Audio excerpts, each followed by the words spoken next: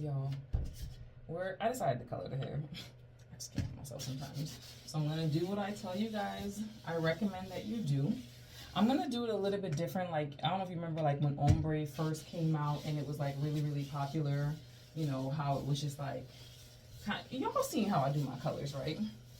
So we're gonna kind of do it like that, kind of tri-color, but also still very natural. I just feel like, not that I feel like, I know that my browns, they sell really, really well. So yeah, I'm just going in, basting this with some coconut oil. Remember I told you guys, you know, if you want to protect the, I guess, the moisture barrier and the integrity of the hair, you need to base it with something. I'm sure professionals use something a little bit different. I just use coconut oil. I typically keep it in abundance because I use it on my real hair. I use it on my skin.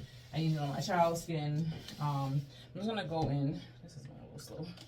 These are like little sandwich bottles, condiment bottles. Oh, sandwich. I'm Trini.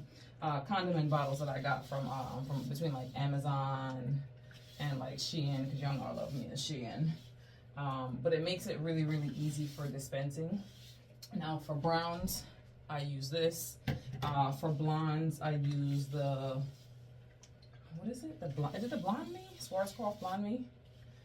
Just because it lifts a little bit different. This lifts more like golden. And obviously I'm not a professional when it comes to color. I just been coloring. Like when I say not a professional, like obviously, you know, I know the colors that I'm doing I can achieve with no issues. But you know, I'm not like certified as like a colorist. So when I say I'm not a professional, that's what I mean. Like the one thing that I do now that I didn't used to do when I first started doing color is I measure. And measuring, I feel like it makes a world of difference in terms of like the consistency of the bleach. I feel like I get a better result when I do that. So it's 2-to-1 ratio. I hope I got enough developer. We'll see, child. So that means I gotta put 4 scoops of developer in each. I don't think I got 4 scoops of developer in here. 2 portions here. I'm gonna mix up the first portion and I'll mix the other part after. Just because I don't want it to start to process. Because I don't know if you've ever dealt with like bleach and stuff with hair. You'll notice where it starts to get a little like, kind of like a foamy look to it. I feel like that's normally what occurs when it's actually on the hair when it starts to process. So I'm just going to delay mixing the second amount just to ensure that it doesn't start to process before I actually need it. If you're an OG on the channel, you're used to this. Pick up the bleach with my hand. I know. It's not what I should be doing, but y'all gonna see how this come out. Y'all are going to see. Y'all are gonna see. This is how I get, see how I did that? That seamless blend color. Every time I get that seamless blend color just by doing that. I'm gonna show you again in case you missed it. So see how I put the bleach and I just rub it up. Every time.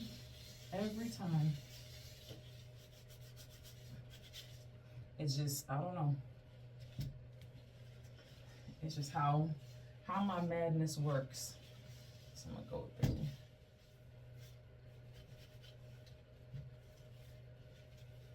See how it's starting to lift already? I don't want it to, I do want the pieces in the front to look even.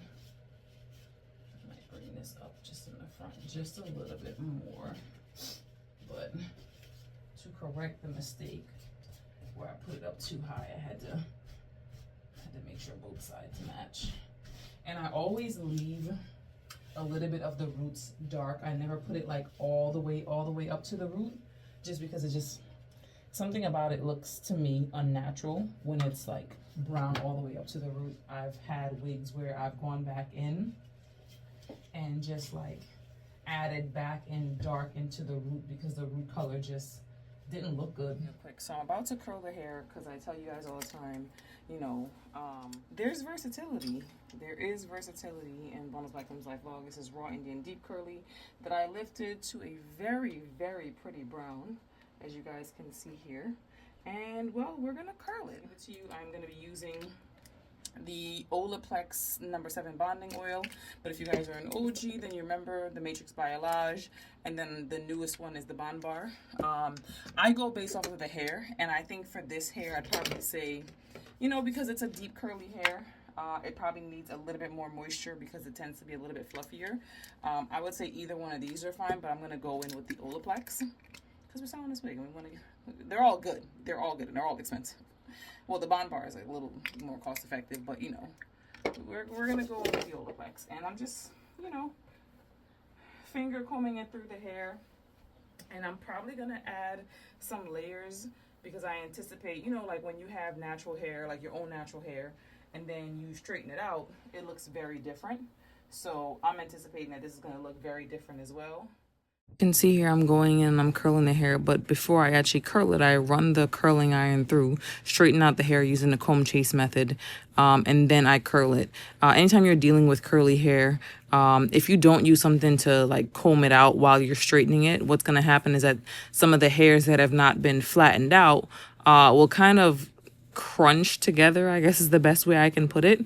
But as you can see, I only do one pass with the curling iron to straighten it out, and then I curl it, and you know, might I add, the curls look stunning. So if you guys haven't checked out Boneless by Kim's Life Vlog, you can email me info@boneless by Kim's Life Vlog. You can shop on the website bonelessbykimslifevlog.com. But you know, definitely check it out, because if you're looking for that more textured curl look, Raw Indian Deep Curly is going to give it to you. And then also if you want to wear a curly, you can. So it gives you a little bit more versatility. Done curling the hair, I'm just combing it out and also just assessing the hair to see where I need to dust the ends so that it can also look good in this straighter pattern. Once I'm finished assessing the hair, I'm just going in with what I would call face framing layers, kind of like the money pieces of the wig, just to make sure that I shape the face properly. These are the most important pieces.